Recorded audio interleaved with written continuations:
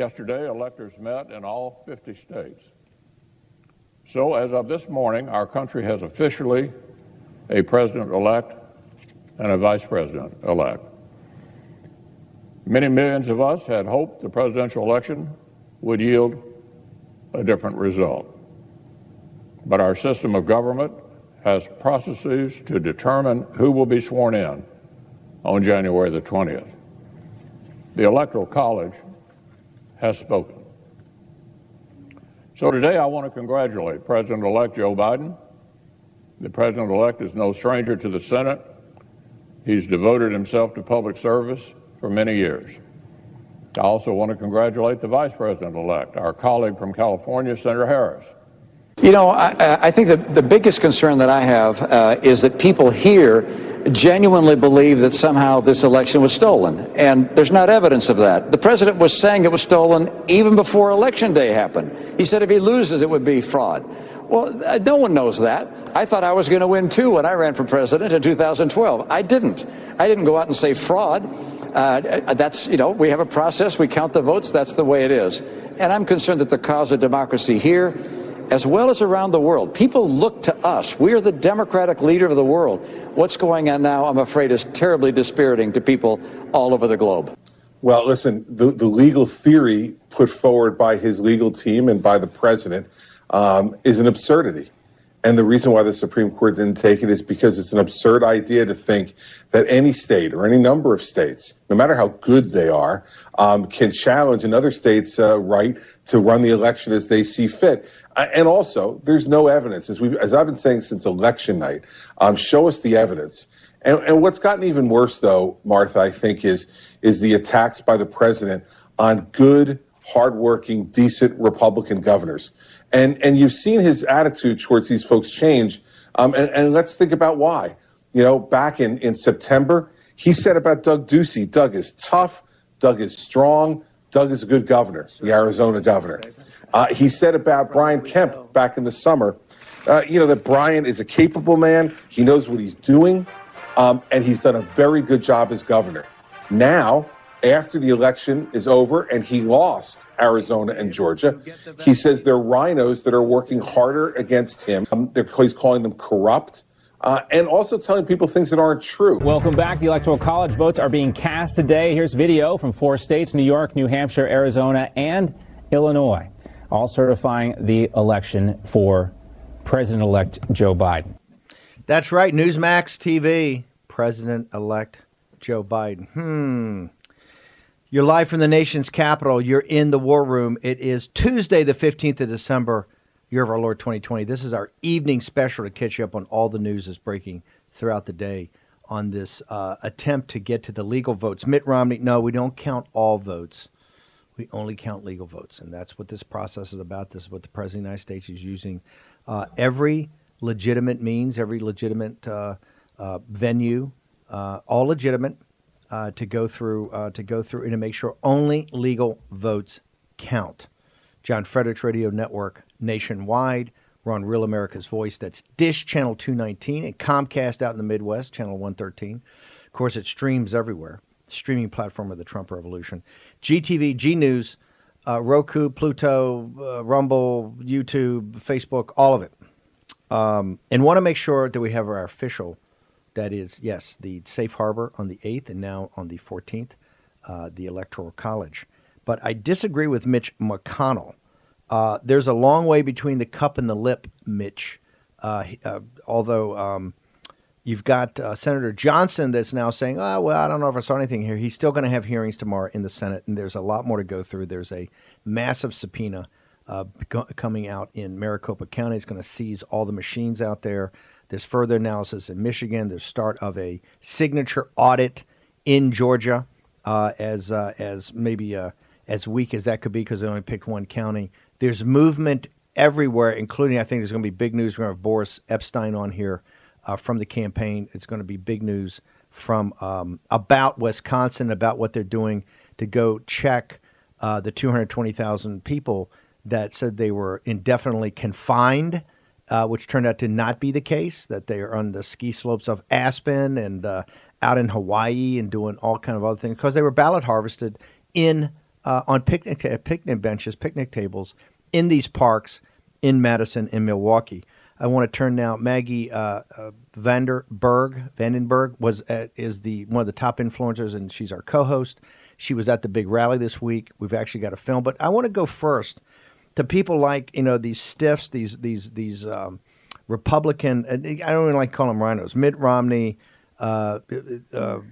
Chris Christie, people who don't matter, but the mainstream media still gives a platform to be able to trash President Trump. And Christie's the worst. Remember, Christie is the guy on Billy Bush Weekend waddled up there to the penthouse, and he's sitting there with his New York Giants stuff on, sweatpants, sweatshirt, and ball cap, dressed literally like a 9-year-old, like a mother would dress a 9-year-old. The guy is psychologically, there's something deeply wrong, but he sits there and he threw in the towel for us. Oh, this is not about the election. That's over. This is about your brand. He wanted Trump to come out and cry and drop out and everything like that. He's always a quitter. And in fact, when he got run out of being the governor of New Jersey, he was at, I think, 8% because you had lied about the bridge. And then even more so, you lied when you're sitting in the beach chairs. In fact, Denver, I'd like to pull that. We got to play the beach. We got to show the beach chairs thing sometime. Closed all the beaches in New Jersey, yet he and the family had the special lodge down there. No. Oh, yeah. This I did guy's. not know yeah, this. we'll show it. It's Dear. horrific. If you're from New Jersey, you know that. Well, I expect this kind of thing from Mitt Romney and Chris Christie, but Mitch McConnell, my goodness, I don't know if anybody else was. What do you mean, my goodness? Why are you shocked? Why are you shocked at that? I felt sick, I don't know. Do you think you were down in Georgia? Can Perdue and Loeffler, can they win? Can they be competitive if they take the Mitch McConnell party line? Oh, Joe Biden's from the Senate. Kamala Harris is from the Senate. They're just buddies from the Senate. Really look forward to working with them. Is that a winning pitch down in Georgia? No. It's definitely not a winning pitch. People want to see fighters. They want to see people standing behind the president. They want to see and support people who are standing up for this fight. They're not going to show up in large numbers and vote for them if they feel like that they're not electing a fighter. They feel let down. There's one thing about fights. The first rule of the Fight Club is that there is no Fight Club, right? The Fight Club we have, we always said the first rule, it's fights that matter. We're not in it just to fight, although being Irish, we just like to fight to fight. However, it's only fights that matter. Do you believe that the deplorables, are they right now, which the Rhinos accuse them of, are just fighting because they're dead-enders and they're upset about this?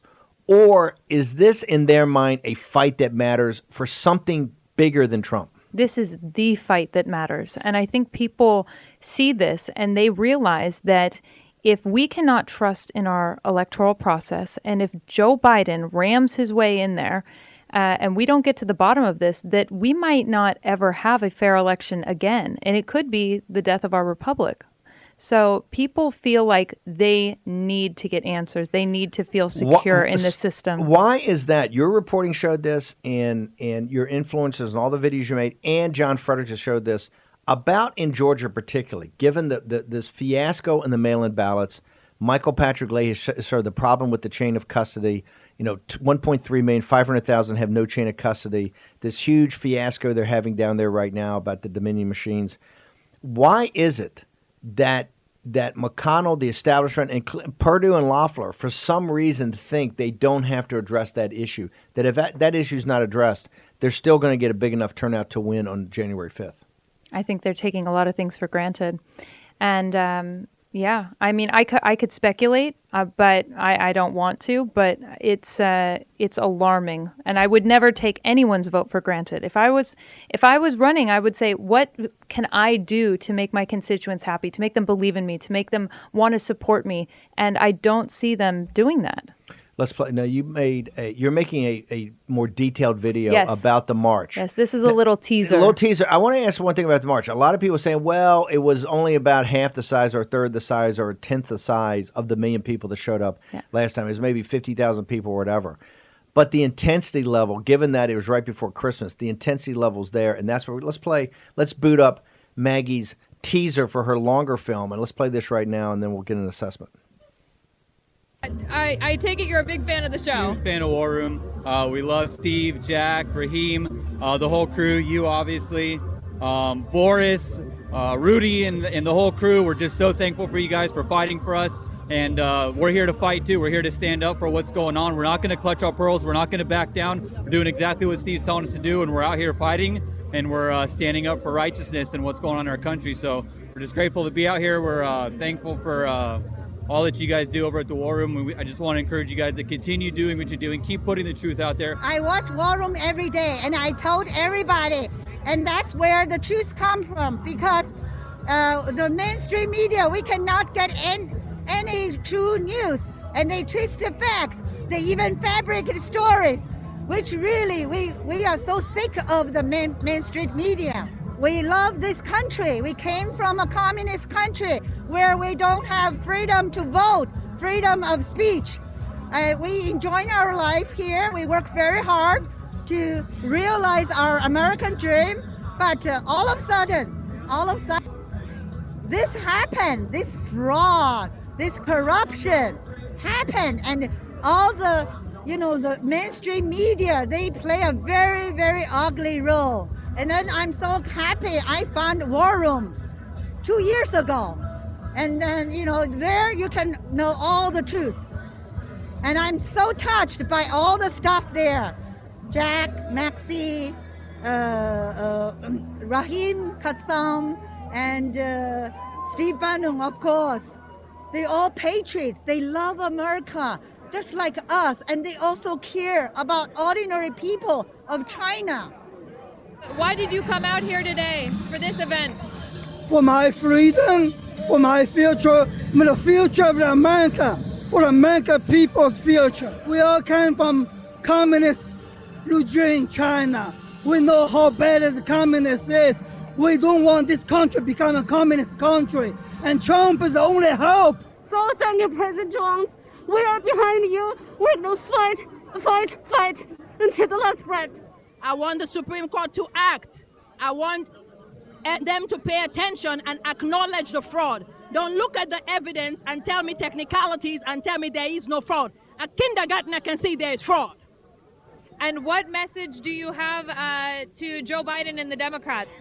I have no message for him. He don't count. Do you have a message for President Trump? 4 more years. We stand with you. Do not concede. I want the Supreme Court to act. I want them to pay attention and acknowledge the fraud. Don't look at the evidence and tell me technicalities and tell me there is no fraud. A kindergartner can see there is fraud. And what message do you have to Joe Biden and the Democrats? I have no message for him. He don't count. Do you have a message for President Trump? 4 more years. We stand with you. Do not concede.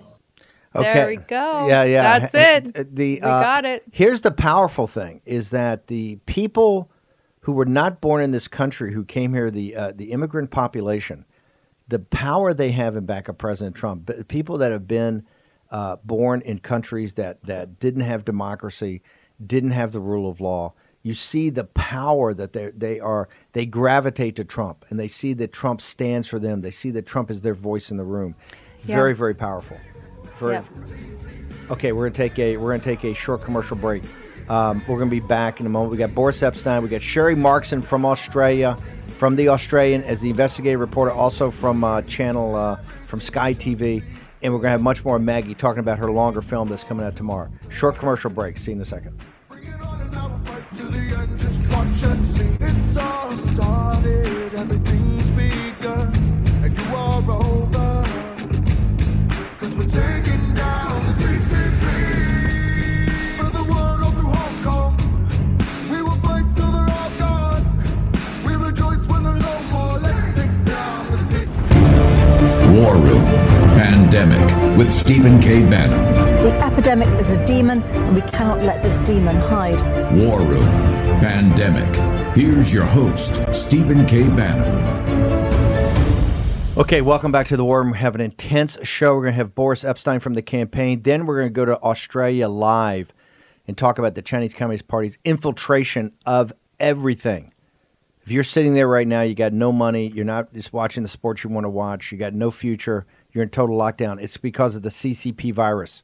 If you want to know how the Democrats stole this, they drafted off the CCP virus. If you want to know why there's going to be a special prosecutor put on the Biden crime family, it's because of the Chinese Communist Party and their compromise.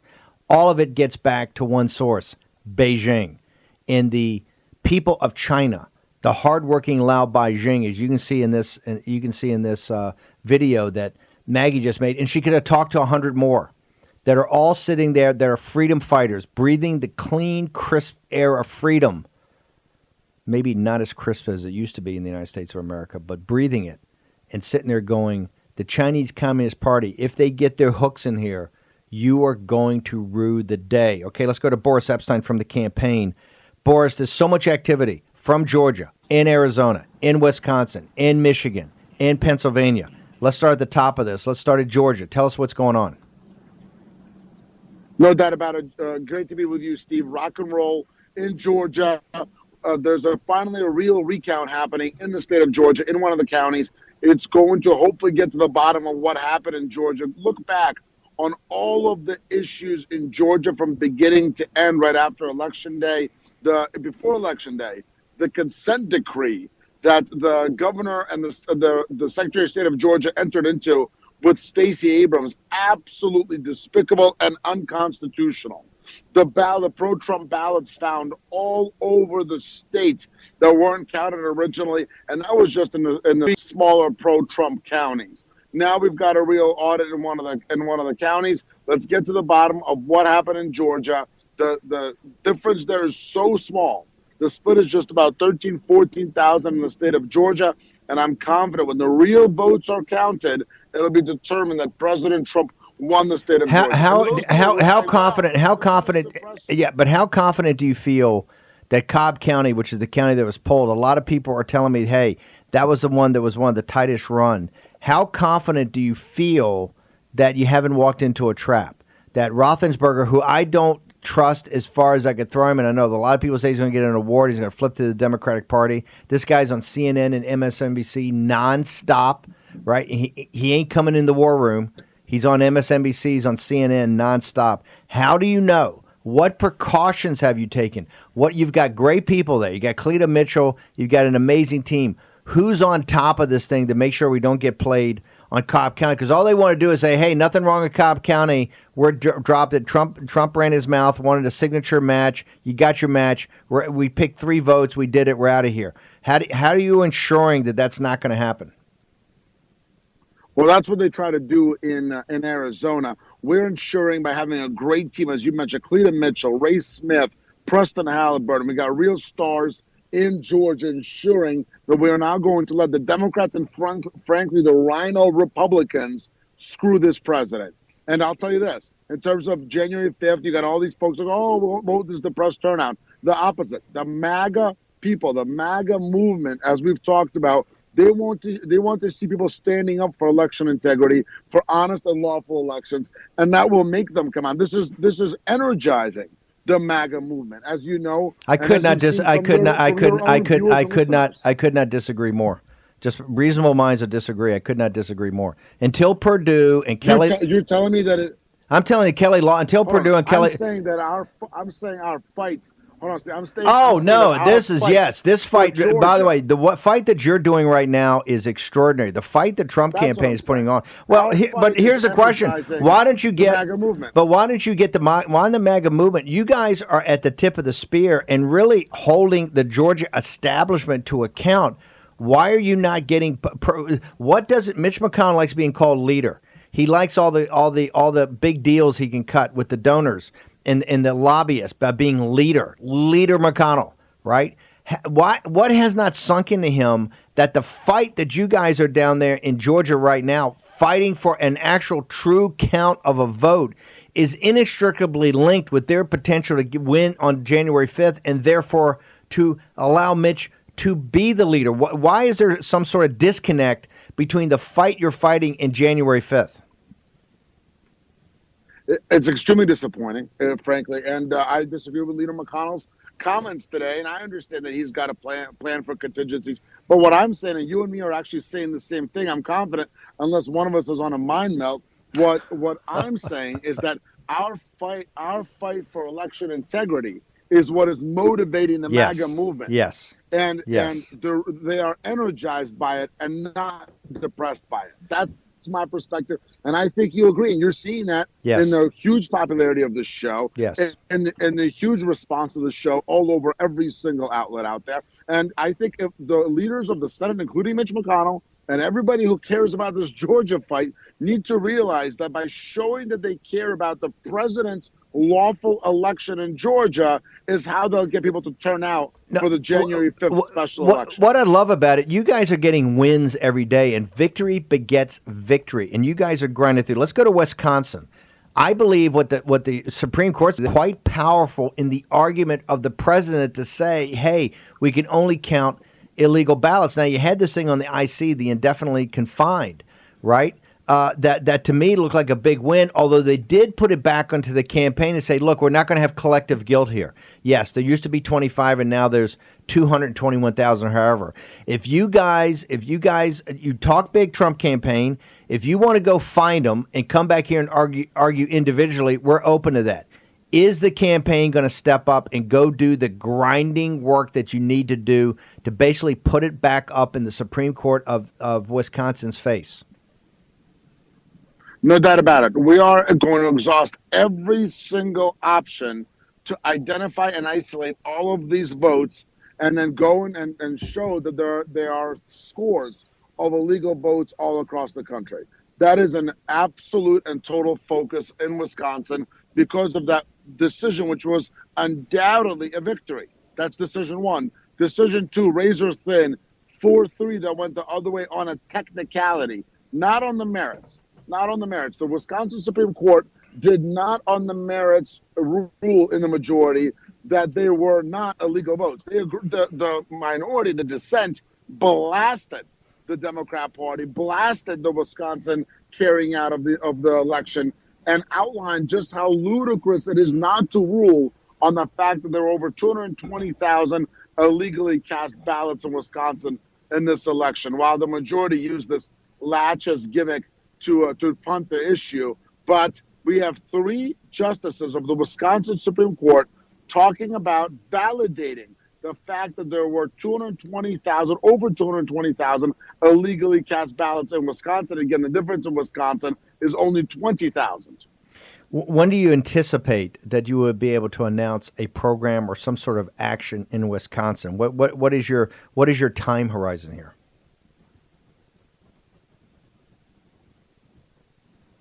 I think we'll just leave Boris. We're exhausting every option. Look, it's a bit complicated. You could.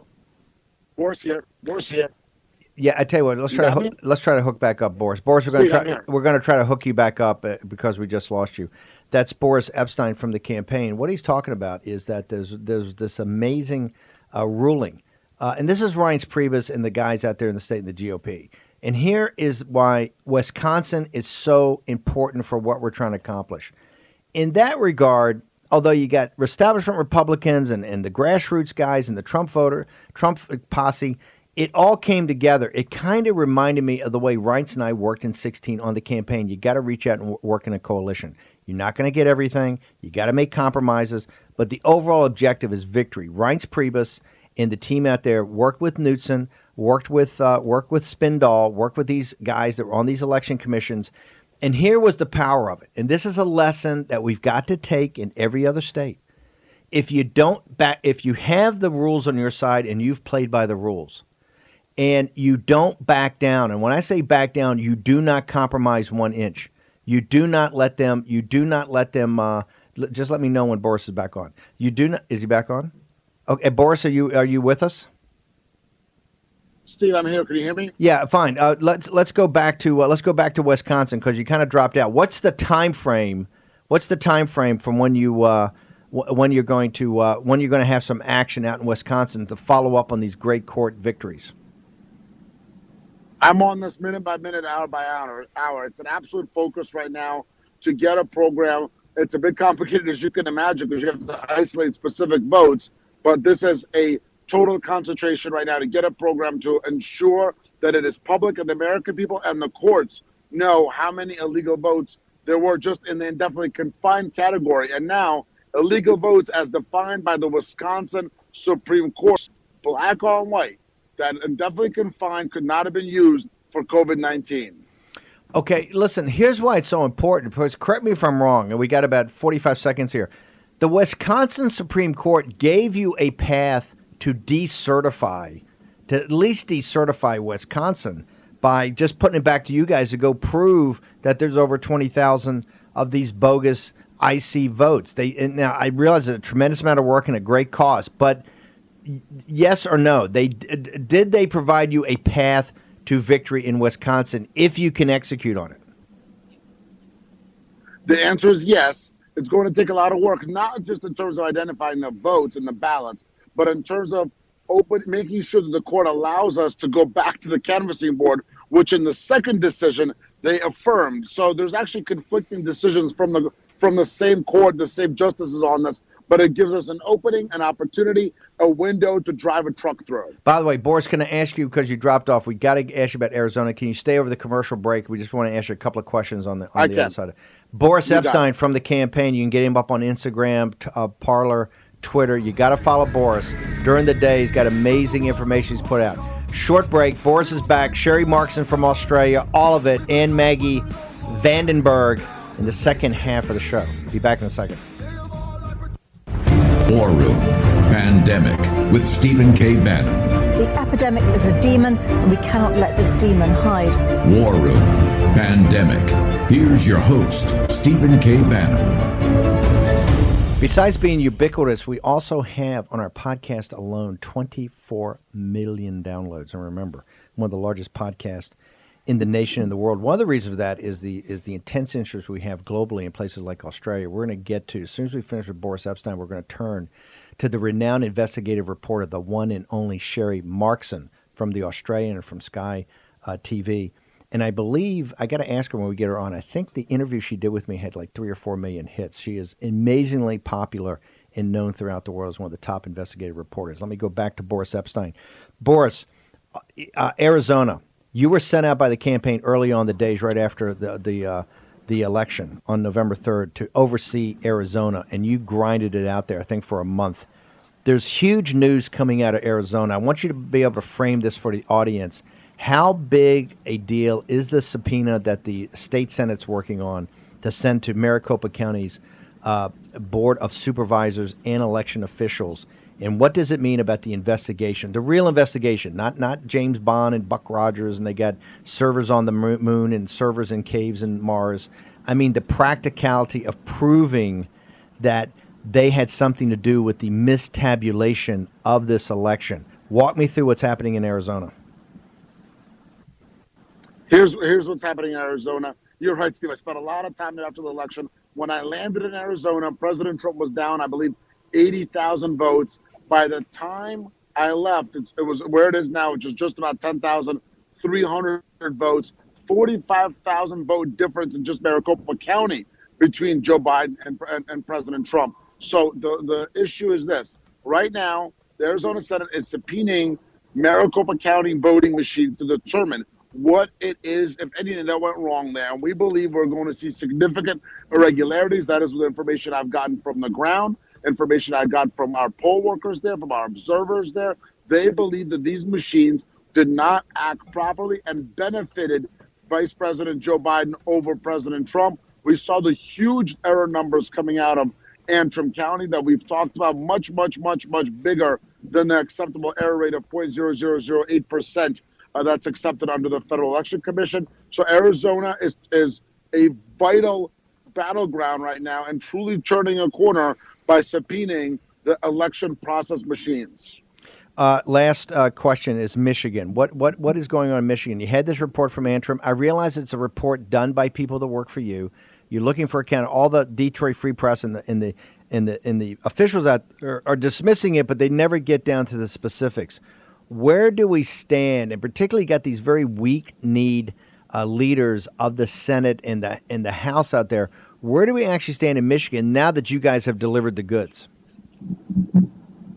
Now that we've shown the goods, we are applying full court press, both legal and legislative, on Michigan to take a look at the machines in the other counties. I mean, if they're allowing us to look at Antrim, and we saw these staggering numbers, how can we not be looking at Wayne County, where we know from their numbers that 71% of absentee precincts were unbalanced, which means a different number of people voting than people signed in to vote. And remember, that was Wayne County, which never officially certified its vote. That was done under duress only after initially not certifying by the members of the canvass board. So here's where we are overall across the country, Steve. We're continuing to fight.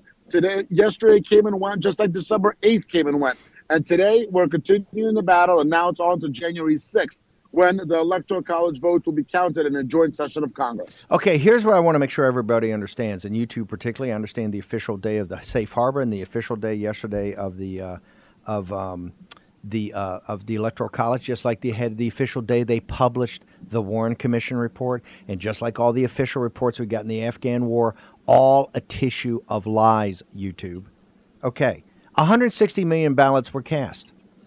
The point of the exercise is to find out how many of those were legal, had a chain of custody, were authorized, and can be certified. That is the purpose, ladies and gentlemen, of our exercise of the 160 million. And in Arizona, where there's now a subpoena that's going to come out from the state Senate to Maricopa County, there's a 10,000 vote difference. In Georgia, where they're in a county, Cobb County, one of the biggest counties in the state, they're now going to do a hand audit, not a recount, an audit, a signature audit. That's 12,000. In Wisconsin, where there's 20,000, the state Supreme Court already said in this indefinitely confined, it was a scam. It was a ballot harvesting scam, and they've put it back on the campaign to prove it.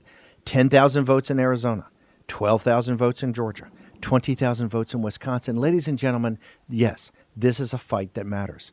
And no, Mitch, we're not going to concede, and no Chris Christie. It's not ridiculous. And no Mitt Romney. We're not going to count all the votes. We're going to count all the certifiable, all the authorized, all the legal votes. And if Donald J. Trump is the loser after all the legal votes count, then guess what? We put up a great fight. We put up a tremendous thing, and President Trump will run in 2024, and he'll start on January 20th.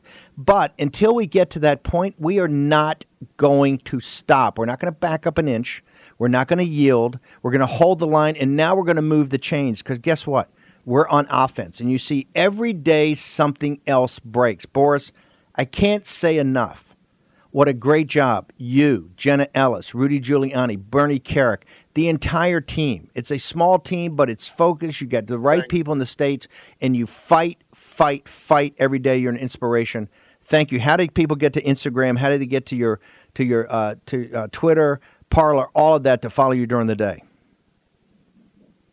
Steve, thanks so much for kind words, and God bless you in the war room. The work you've been doing, spreading the word, cutting through the, frankly, BS of mainstream media is absolutely vital, and it's a righteous fight. I'm on the gram big time. Instagram, Boris_Epshteyn, Boris_EPSHTEYN. Twitter, putting things out all day, every day, at BorisEP. Parler, the one and only, at Boris. Instagram, Boris_Epshteyn. Twitter, at BorisEP. Parler, at Boris. Keep fighting. Stay strong. God bless. Rock and roll. Boris Epshteyn from the campaign. Now I want to turn to international news, but really affects the United States. The reason this audience is so powerful, the reason this audience punches above its weight, the reason this audience is something that people monitor, hedge funds, political operatives, news organizations, news producers, and particularly politicians throughout the world, is that this audience is a combination of the deplorables in the United States, Lao Beijing, old 100 names, the diaspora throughout the world of the 250 million Chinese, and others, whether it's in Europe, populists and nationalists from India and Japan and Europe. My next guest, she is one of the most renowned investigative reporters. The reason our audience loves her is these breaking stories where she drills down, whether she's talking about the Five Eyes program on the CCP virus coming out of Wuhan or other aspects of the Chinese Communist Party's infiltration throughout the world. What I never realized is the scope of her reach and platform. I did an interview with her, I think close to midnight one night at Rudy Giuliani's house, sitting at the dining room table with Vish Burr, our old producer, in his iPhone. And correct me if I'm wrong, Sharri, did that get like 3 or 4 million views, somebody told me, when you finally put it up on your show?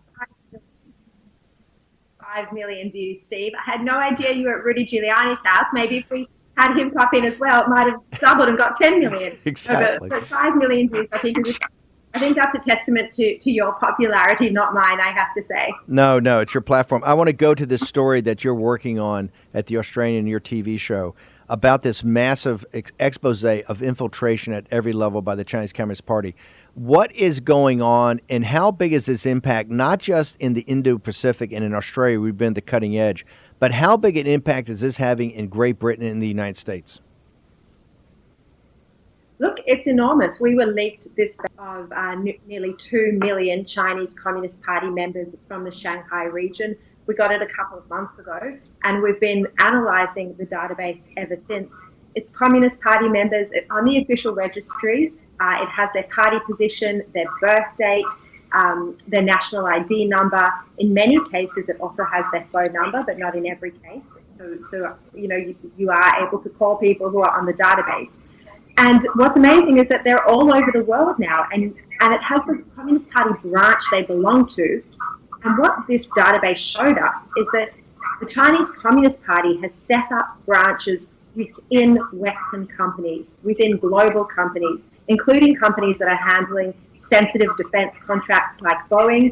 Boeing, in Australia has had $12 billion worth of defense contracts over the past decade. In the US, it's got the contract to build the next 2 aircraft for Air Force One to be used by presidents, by future presidents. So this is very sensitive stuff in some cases. And then you have, potentially, Volkswagen's case had thousands of Communist Party members working within their operations. So I think it's been a really big concern to learn that this is how the party is structured, that they're now setting up their branches in companies to try and influence it that way. And in terms of other revelations, I'm sure we'll get onto the consulates in a minute, but that was the biggest concern to me. Before we get to the consulates, here's what's so stunning. Clive Hamilton did the book Silent Invasion about Australia. He's done the book The Hidden Hand about the West. There's been other authors out there. Here's what's so shocking when I read your analysis and your reports. How can these companies be that blind? I mean, is it that difficult for them? And I realize they kind of keep the membership private, but is it that difficult for them when they should be doing some modicum amount of due diligence to understand that these are Chinese Communist Party members and are probably setting up cells that are hiring each other? How much culpability do the companies have for allowing this to happen, understanding that the CCP is an aggressive, some people say competitor, I say stone cold enemy of the West? And this is not the Chinese people, the Chinese Communist Party. What's the culpability of these companies, and did many of them, in your mind, look the other way? Look, I think, to be just in their defense for a tiny second, they wouldn't know that their employees were Communist Party members prior to this database.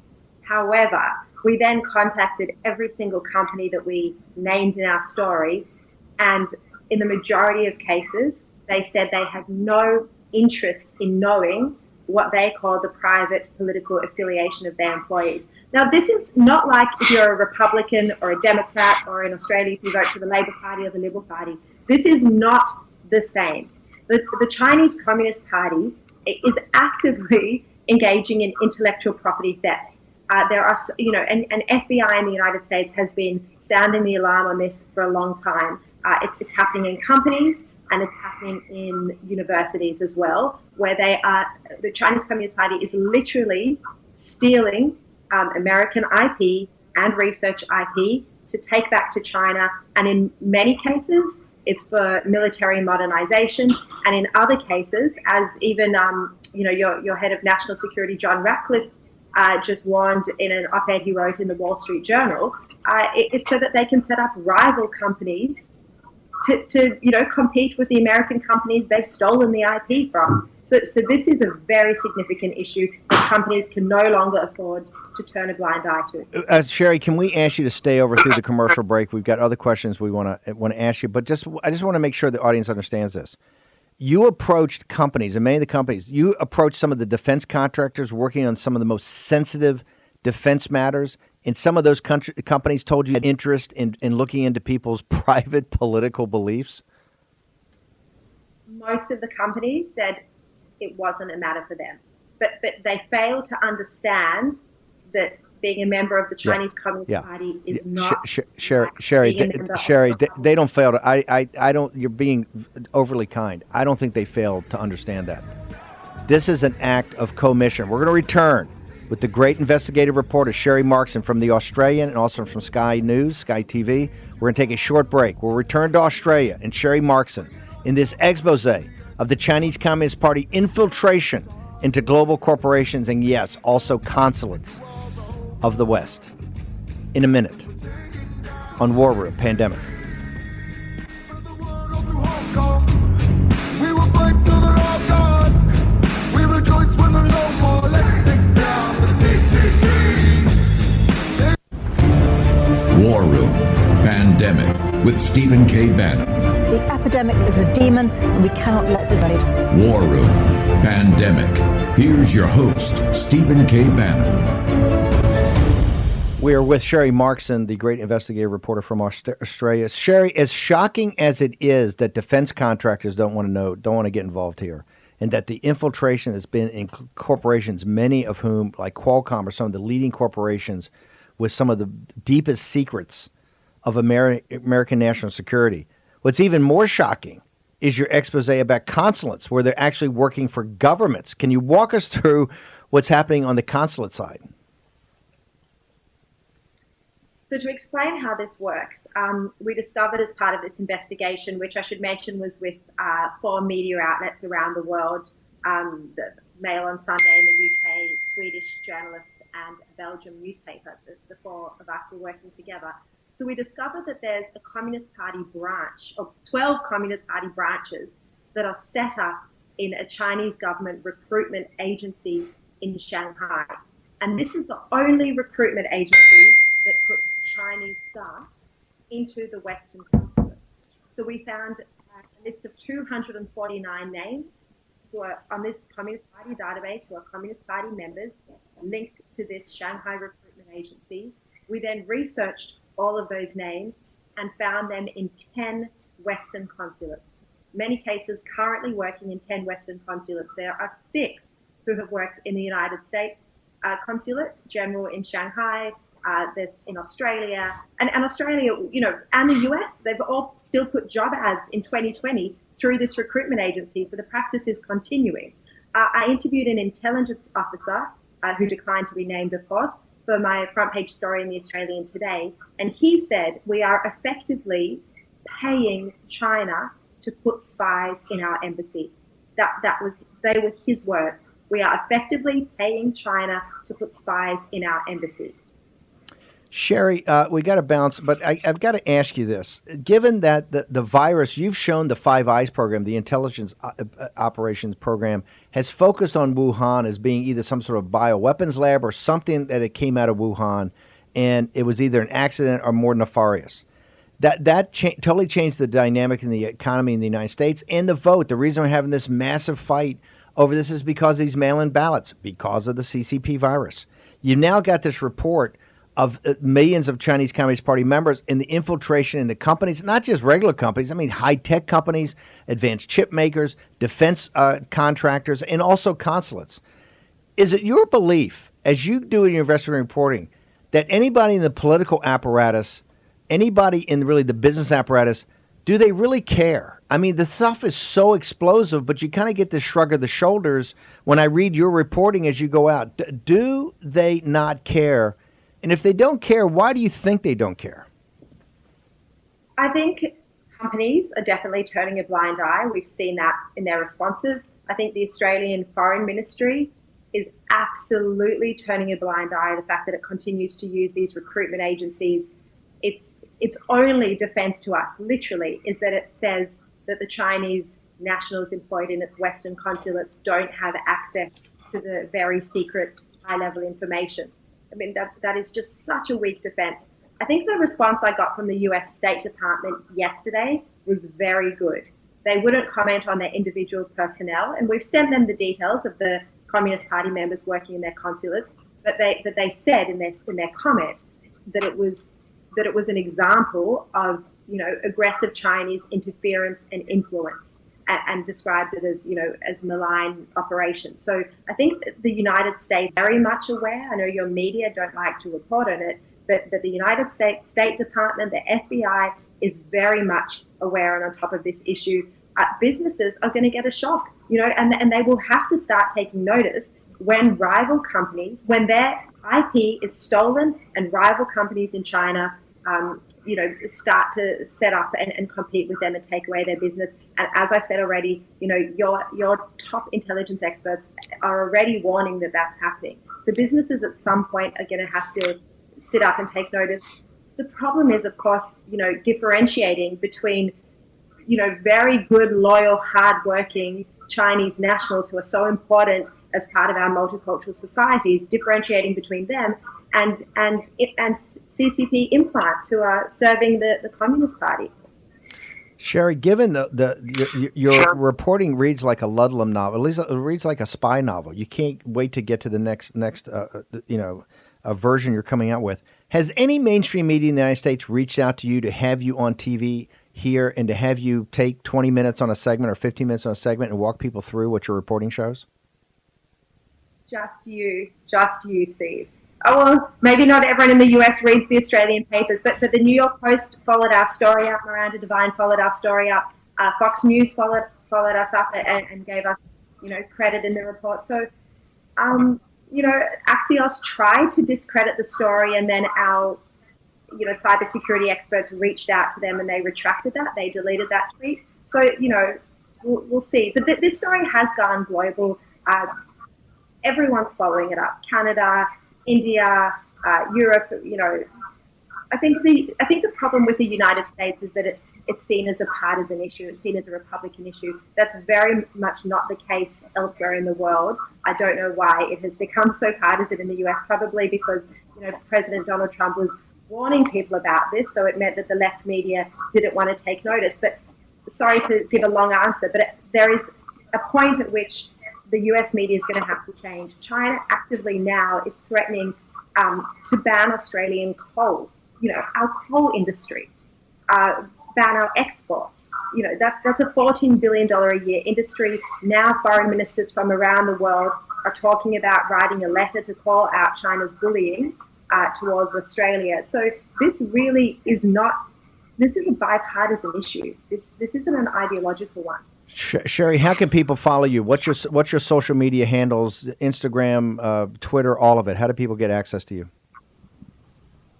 Mostly on Twitter, not really on Instagram. Just at Sharri Markson, SHARRI Markson, MARKSON, or go to the Australian online. Subscribe to the Australian. We cover the China issue closely, and we've got a lot of coverage on it. Not just mine, but plenty of coverage. Sharri Markson, one of the top investigative reporters in the world. Thank you for taking the time. No, it's a 16-hour difference to come in the war room. Okay, you got to follow her. I want the entire posse to sign up now. You got to follow this. This is why we're fighting.